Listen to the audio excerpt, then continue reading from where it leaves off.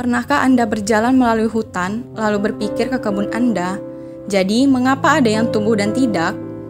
Lihat tanah di hutan, di sana ada berbagai populasi yang berperan penting namun tak terlihat, yang membuat ekosistem organik menjadi seperti apa adanya.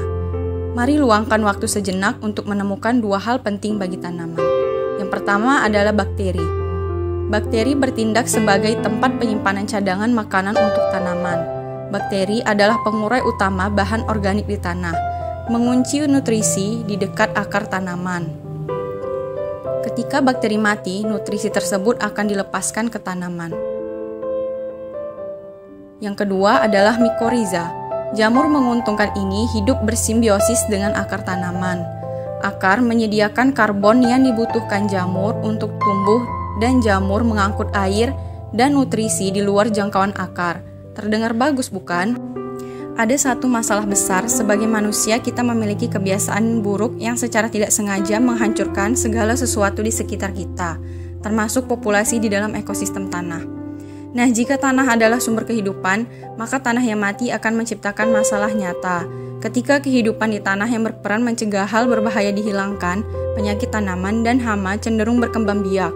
Belum lagi tanah mati akan menahan lebih sedikit air dan meningkatkan limpasan.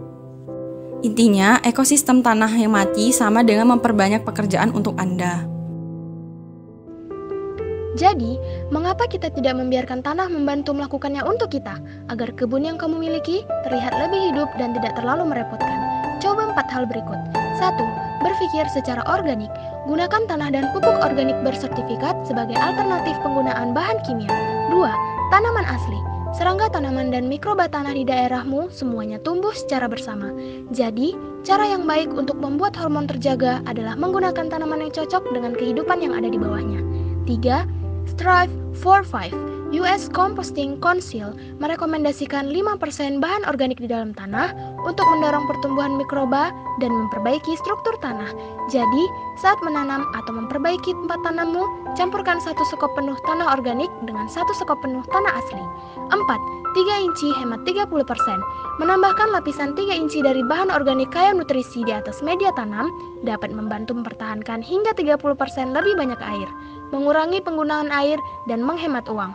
Lakukan hal ini untuk kebunmu sendiri dan kamu akan menarik organisme penting untuk memperbaiki kehidupan tanah dan membangun kebun yang memanfaatkan sistem alam dengan maksimal.